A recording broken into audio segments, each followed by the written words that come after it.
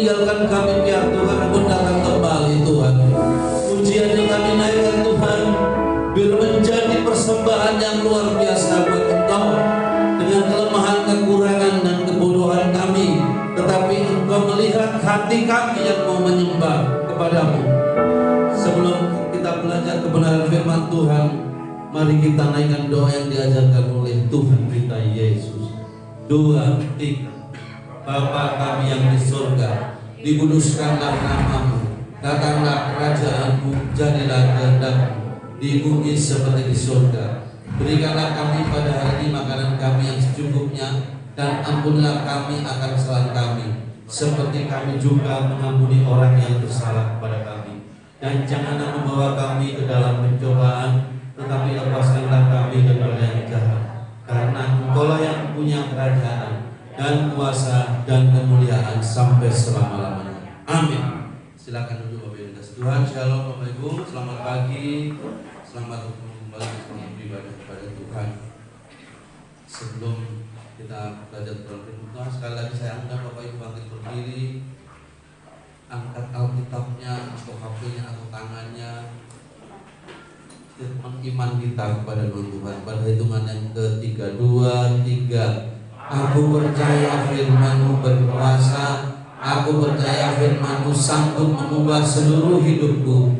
Aku percaya firman-Mu adalah Tuhan sendiri. Aku siap menerimanya dalam nama Tuhan Yesus. Amin. Silakan duduk Bapak Ibu. Saudara, kita akan belajar benar-benar sampai saja, tapi saya mengingatkan kembali tetap menjaga protokol kesehatan. Walaupun para lansia sudah vaksin ya, betul tetap harus pakai masker. Saya pakai gas ini bukan karena berjauh itu Sobat ya, karena hari ini hari 10 hari kita lewati dalam doa pencurahan Roh Kudus. Kita akan baca satu ayat saja saudara. Kisah Rasul 17 ayat 28 kita baca bersama-sama ya. Kisah Rasul 17 ayat 28. 2, 3. Sebab di dalam Dia kita hidup, kita bergerak, kita ada, seperti yang telah juga dikatakan oleh pujangga-pujanggamu, sebab kita ini dari keturunan Allah juga. Saudara dan saya keturunan siapa saudara? Allah. Yang ngomong bukan saya tapi firman Tuhan. Kenapa kita dikatakan keturunan Allah saudara? Kalau ciptaan yang lain, malaikat, makhluk-makhluk surga, saya tidak tahu berapa banyak makhluk surga saudara, walaupun ada pelajaran teori tentang makhluk surga, tapi saya tidak tertarik itu. Saya hanya tertarik bahwa hidup kita adalah ciptaan Allah, keturunan Allah bukan ciptaan. Makhluk surga ciptaan Allah tapi bukan keturunan. Karena apa saudara? DNA saudara dan saya itu mengandung dua unsur, unsur surga dan unsur bumi. Tuhan menciptakan dari bumi, dari tanah dengan mengotori tanahnya, dan Tuhan menghembuskan nafasnya kepada saudara dan saya. Makanya firman Allah mengatakan saudara dan saya keturunan Allah, bukan ciptaan Allah, saudara-saudara. Nah, saudara, kita baca balik. Ya, kalau dalam bahasa Indonesia di BIS, seperti yang dikatakan orang, kita hidup dan bergerak dan berada di dunia ini karena kekuasaan Dia yang besar. Sama juga dengan yang dikatakan oleh beberapa penyairmu, mereka berkata kita semua adalah anak-anaknya. Lihatlah kita. Nah, saudara, tadi ada 3 unsur. Saudara, ada unsur, ada hidup, bergerak, dan ada. Bapak Ibu saya tanya, hidup kita untuk apa? Mencari surga. Betul Bapak Ibu? Salah. Lihatlah kita. Hidup kita untuk mencari surga, itu surga saudara. Lihatlah kita. Bukan Bapak Ibu. Kalau Bapak Ibu dan saya, hidup kita ini untuk mencari surga. Tuhan sudah katakan dalam Yohanes 14 ayat 2, aku pergi kembali kepada Bapa untuk menyediakan tempat bagi kamu, dan aku akan datang kembali kepada kamu. Nah saudara, kalau kehidupan kita ini untuk tujuannya untuk mencari surga, kita tidak akan satupun orang di dunia termasuk para nabi kecuali Yesus Kristus masuk dalam kerajaan surga. Karena saudara, surga itu kudus, seperti kertas putih, ada titik satu saja hitam. Setiap orang tidak mau. Saya ambil contoh gini ya. Pak Mujiono saya pakai ya untuk ilustrasi. Saya ambil contoh gini. Saya khotbah nih gitu. Terus lihat Pak Mujiono ini. Padahal saya khotbah nih ya. Khotbah itu kan seolah-olah hidupnya kudus ya, seolah-olah. belum semua. Waktu saya khotbah saya tak muncul. Saya gini langsung dalam pikiran saya. Coba gaya ini dalam pikiran saya. Gaya jin barang. Coba padahal harus digunakan. Itu dosa kan? Dosa. Tidak mungkin saya bisa masuk dalam kerajaan surga. Lalu tujuan hidup kita apa, Bapak Ibu? Tujuan hidup apa, saudara-saudara? Kalau ku hidup bagimu, hatiku tetap menyembahmu. Dunia tak bisa menjauhkanku dari kasihmu. Ada pujian mengatakan seperti itu. To worship you I live, to worship you I live, worship you. Tujuan hidup saudara dan saya adalah menyembah Tuhan. Tujuan hidup saudara dan saya menyembah Tuhan, bukan mencari surga. Kalau mencari surga, tidak ada satupun yang di dalam ruangan ini, termasuk yang khotbah, bisa masuk. Tetapi karena kemurahan Allah, kita diizinkan, saudara. Surga itu pembelian. Klik lagi Pak. Saudara-saudara, dalam Efesus 2 ayat 8. Kita baca, saudara-saudara ya. Kita baca bersama-sama. 2, 3. Sebab karena kasih karunia kamu diselamatkan oleh iman, itu bukan hasil usahamu, tapi pemberian, saudara. Keselamatan itu pemberian. Kerajaan surga itu pemberian, bukan hasil saudara-saudara dan saya. Kalaupun saya mempersembahkan, misalnya saya jual rumah, saya jual harta saya untuk Tuhan, tetapi kalau Tuhan tidak berkenan, saya tidak bisa masuk surga, saudara-saudara.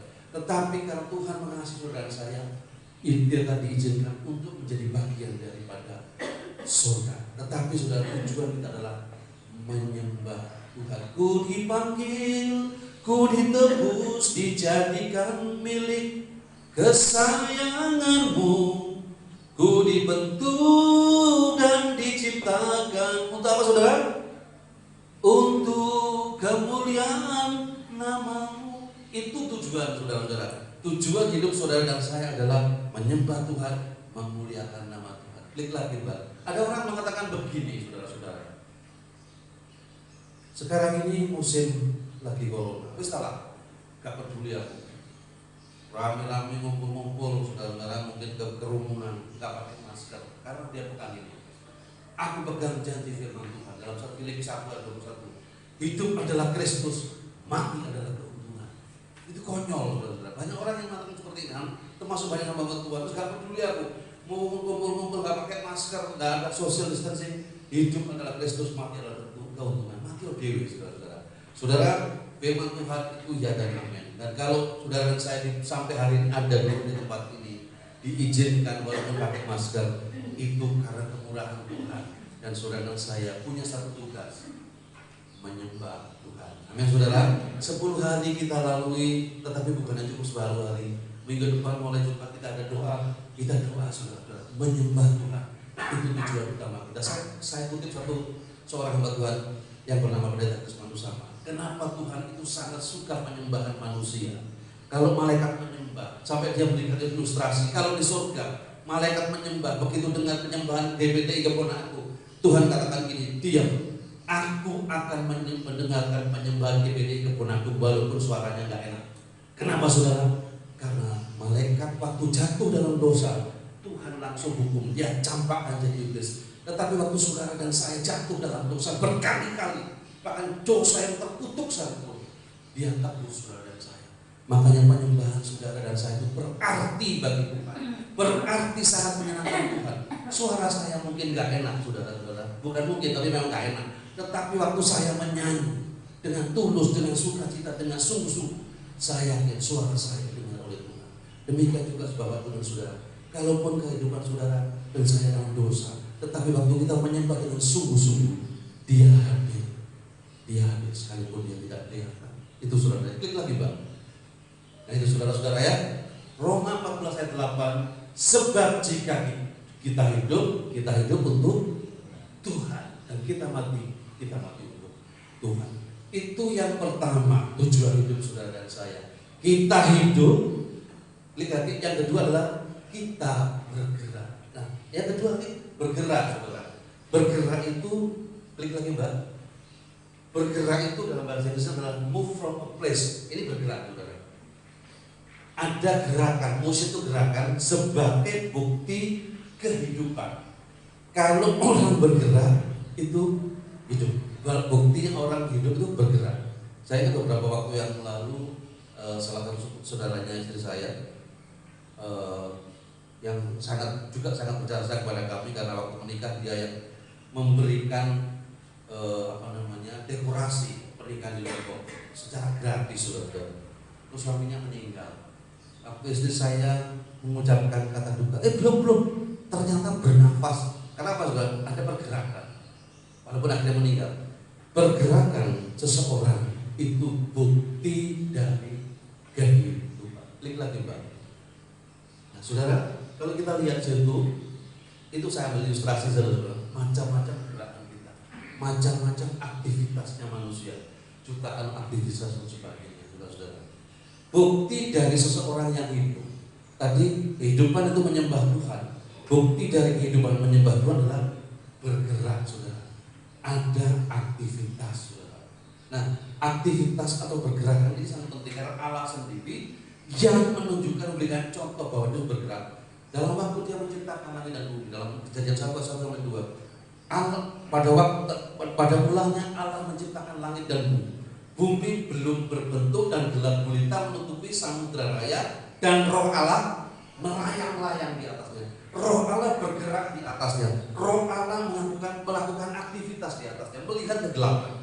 Sama dengan saudara dan saya saat ini. Kita bergerak. Dunia saat ini dalam tekanan kegelapan. Mau terang loh, Pak. Memang benar, saudara. Pada waktu saat ini terang, saudara. Tetapi seringkali kita lihat bahwa dan saat ini seluruh dunia masih dalam kegelapan. Dalam arti apa, saudara? Tekanan yang masih nggak tahu sampai kapan, sampai kita lepas Mars sekarang ini, saudara. Tekanan yang tidak kelihatan. Nah, waktu tekanan yang tidak kelihatan ini, saudara, ada ancaman. Seperti Allah, waktu Dia bergerak, Rohnya bergerak, Dia mengamati, Dia merencanakan, Dia memplanning, dan Dia membuat sesuatu. Harus begini. Sama dengan keadaan kita saat ini, saudara. Di tengah kegelapan dunia ini, satu harus bergerak, melihat ini sebagai bukti kehidupan saudara dan saya. Bergerak itu artinya berbuat sesuatu, saudara. Itu aktivitas yang dijalani oleh seseorang. Yesus, saudara, dalam Lukas 21 ayat 37 bunyinya begini. Pada siang hari Yesus mengajar di bait Allah, dan pada malam hari Dia menginap bermalam di Bukit Zaitun. Dia bermalam di situ, Yesus berdoa. Aktivitas ini setiap hari, saudara. Pergerakan Yesus ini setiap hari. Tentunya suatu pergerakan, tentunya suatu aktivitas itu membosankan. Saya ambil contoh, saudara. Saya habis khotbah ini saya harus berangkat lagi ke Taman Safari. Untuk apa, saudara? Untuk bekerja, karena ada pengecekan dari Satgas Covid. Aktivitas yang saya lakukan membosankan, saudara. Tetapi karena saya hidup dan saya harus memuliakan Tuhan, bukan hanya lewat pujian, tetapi lewat pergerakan saya jalan. Demikian kehidupan kita, saudara. Mungkin yang sudah sepuh bapak-bapak, saat itu sudah pensiun. Pergerakan itu apa? Pergerakan aktivitas di rumah, pergerakan aktivitas di gereja, itu harus konsisten, saudara. Tadi bukti dari kehidupan orang yang hidup adalah bergerak.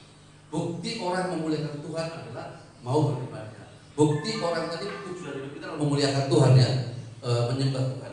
Bukti dari itu adalah saudara dan saya bergerakan kita menuju kepada ibadah dan penyembahan. Saudara, klik lagi, Pak. Klik lagi. Saudara, Ayub 17 ayat 1 dia mengatakan begini. Semangatku patah, bagiku tersedia kuburan. Kalau orang gak punya semangat, saudara-saudara, seolah-olah sedang menuju kuburan. Nah, saya ambil contoh, saudara. Kemarin ini lansia-lansia sudah vaksin yang kedua kali. Kalau mereka ini beliau-beliau ini tidak memiliki semangat untuk bergerak, pasti akan malas. Pagi-pagi bangun, kemudian ke pahlawan trip, kemudian ke Surabaya. Tetapi karena semangat yang mendorong, saudara-saudara, karena semangat yang mendorong mereka pergi dan hasilnya mendapat berkat vaksin yang kedua. Saya satu lagi, saya kenal seseorang, saudara. Suatu saat seorang pejabat di Pasuruan. Orang ini jalan sangat susah, bukan pakai truk. Suatu saat 3 bulan kemudian, 4 bulan kemudian, dia ketemu saya sudah jalan. Loh, Pak, sampun saged napa, sampun Pak Bias melayu di sana. Terus dia bilang apa, saudara? Dia sebutkan satu herbal dia minum setiap hari, dia berikan. Pak Dias, ini untuk penyembuhan tulang. Tetapi dia bilang begini, intinya bukan itu Pak Dias, intinya semangat untuk maju. Nah, saudara-saudara, dalam kehidupan Tuhan itu adalah penuh passion, penuh semangat, penuh antusiasme.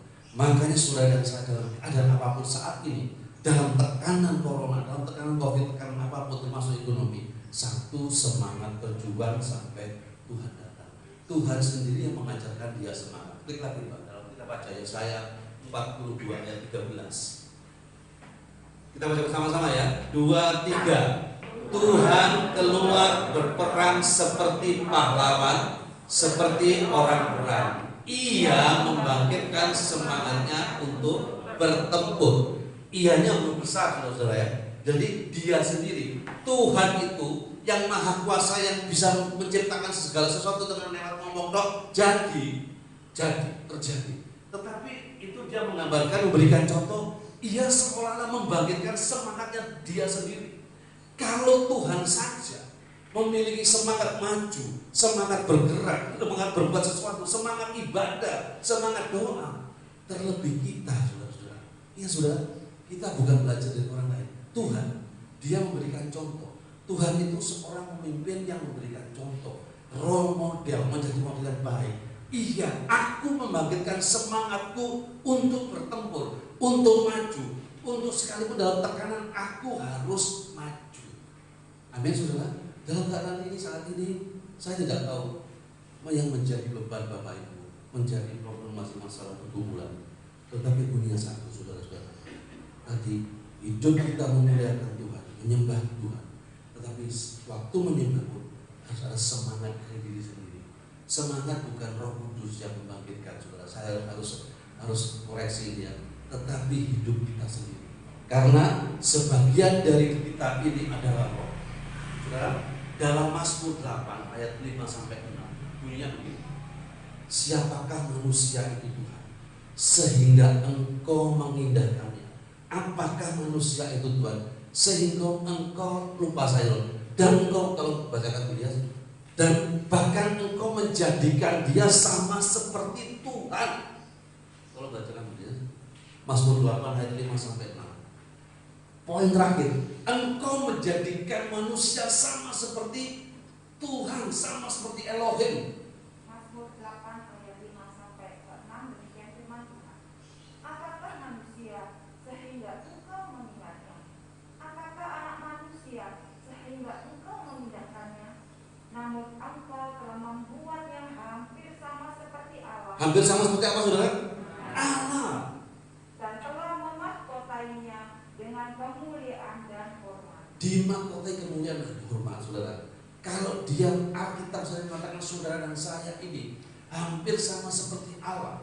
Kalau Allah punya semangat untuk maju, untuk bertempur dalam arti kata yang positif, untuk berperang melawan tekanan, lebih kita, saudara-saudara, yang menjadi keturunan Allah. Jangan putus asa. Ngomong enak, saudara. Saya pun sering, iman saya lemah, karena saya seolah Tuhan saya hopeless, gak punya, karena tekanan terlalu banyak. Tetapi saudara, semangat itu harus ada. Klik lagi Pak. Ini upahnya, saudara ya. Kita baca bersama-sama. 2 Tawarik 15 ayat 7. 2, 3. Tetapi kamu ini, kuatkanlah hatimu, jangan lemah semangatmu, karena ada upah bagi usahamu. Saya pernah ngobrol sama seseorang, dia begini, aku tak aman-aman kok bingung ya apa? Wong iku lho gak tau nang gereja, boleh dikatakan gak tau ibadah, gak tau ini, agamanya gak jelas. Tetapi kok usahanya terus berhasil. Saya bilang begini, satu hal kamu harus ingat, Tuhan itu memberikan kita semua roh yang sama. kepada seluruh manusia tanpa terkecuali rasnya, agamanya, sukunya. Kalau orang itu bekerja keras, jungkir balik, pasti dia sukses. Itu dulu. Kalau kita ibadah dok nggak akan kerja keras, kita nggak akan sukses.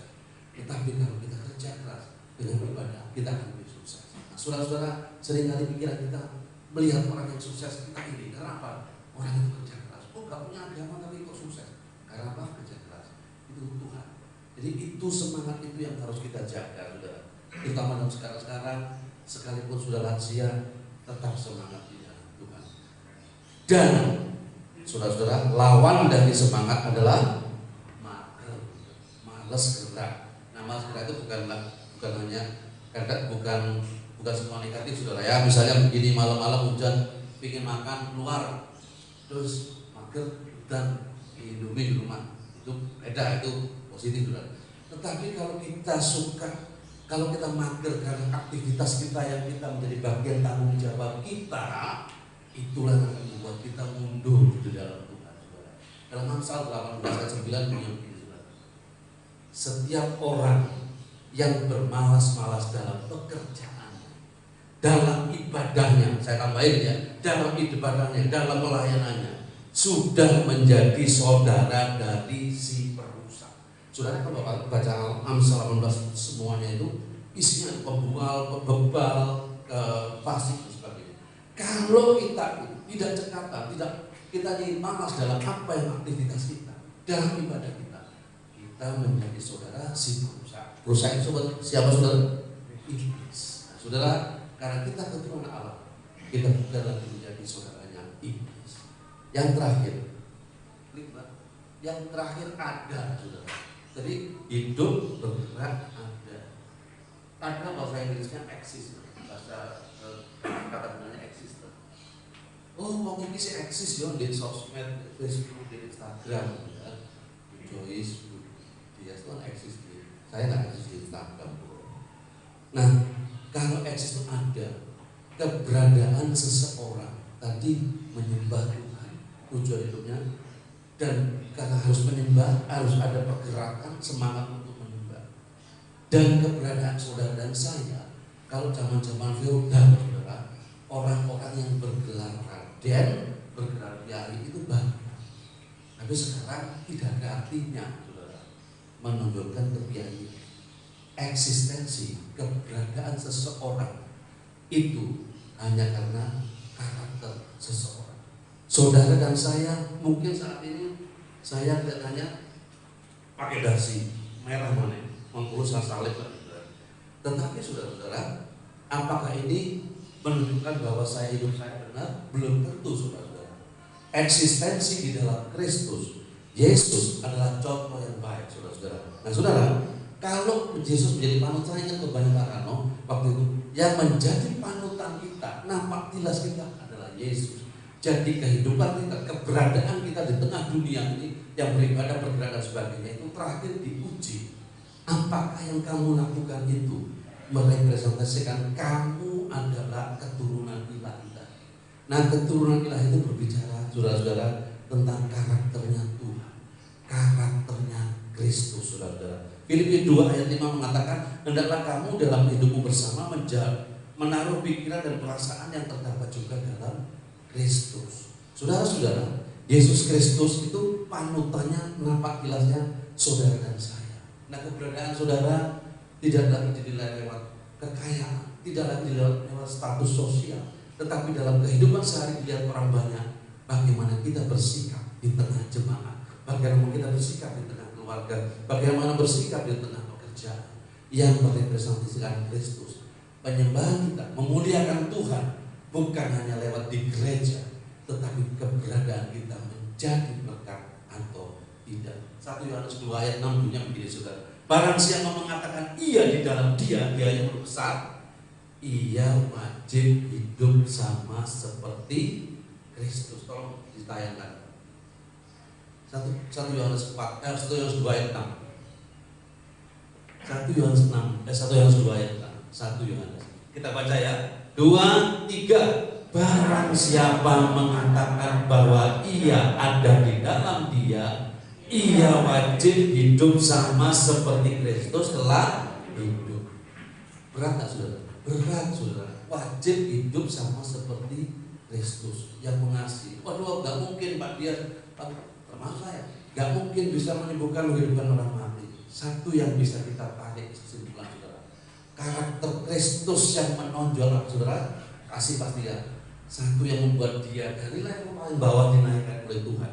Kita baca ya, saya mohon dengan hormat Pak Ratno yang bacakan Filipi 2 ayat 8 sampai 9. Tolong Pak. Ini karakter Kristus yang membuat dia naik, saudara-saudara. Filipi 2 ayat 8. Dan dalam keadaan sebagai manusia, ia telah merendahkan dirinya dan taat sampai mati, bahkan sampai mati di atas kayu salib. 9. Itulah sebabnya Allah sangat meninggikan dia dan mengaruniakan kepadanya nama di atas segala. Amin. Terima kasih Pak. Apa karakter saudara? Taat sampai mati. Waktu dia mati dalam kutuk Yesus saudara, mati sebagai penjahat. Karena dia taat kepada Tuhan, dia takut saudara, Tuhan kalau bisa camat ini lalu. Tetapi saudara, karena dia taat, Tuhan waktu dia mati, Tuhan naikkan derajatnya dan sampai hari ini setiap orang yang mengaku Yesus Kristus Tuhan berhak pakai nama. Bahkan kalau kita berdoa untuk seorang yang sakit, kita pakai nama dalam nama Yesus Kristus, nama di atas segala nama. Saudara-saudara, itulah tujuan hidup saudara dan saya, dan biarlah menjadi berkat buat saudara dan saya. Kalau Mbak Klik, saya, Bapak Ibu, saya mau lapor karena ini kewajiban saya. Diwajibkan oleh sekolah. Kami berdua selama ini ngambil sekolah Bapak Ibu di sekolah kita Pantai Costa, dan ini bukan untuk informasi tapi diwajibkan oleh sekolah untuk melapor kepada jemaat. Yang belum melapor saya dari sekian murid. Saya dan istri mengambil sekolah kita Pantai Costa, dan pada tanggal 1 besok kami berdua dilantik di Bandung. Saya kelas 1 dan dia kelas 2, saudara-saudara. Sekolah kita Pantai Costa ini di Jakarta dan selama ini online selama 9 bulan. Saya sempat hampir menyerah karena Senin sampai Jumat setiap hari. Klik lagi Mbak.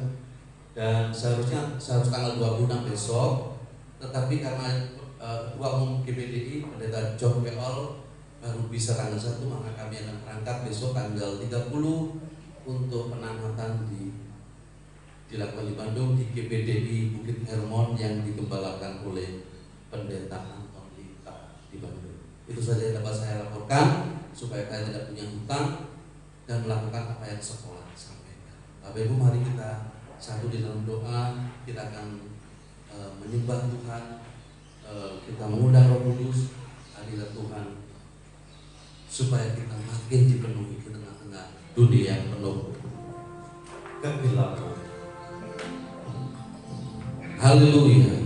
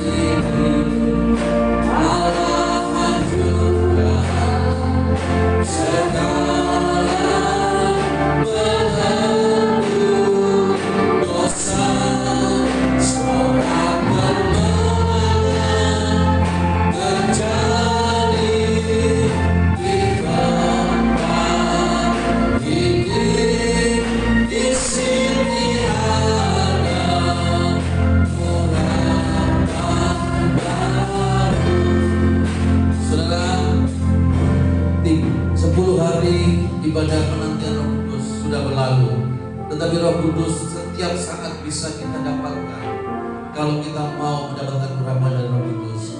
Saya undang Bapak Ibu bangkit berdiri, mari kita satukan hati kita. Kita naikkan pujian dengan sungguh dan minta Tuhan memberikan kekuatan kepada kita dalam menghadapi dunia yang tidak menentu ini. Haleluya.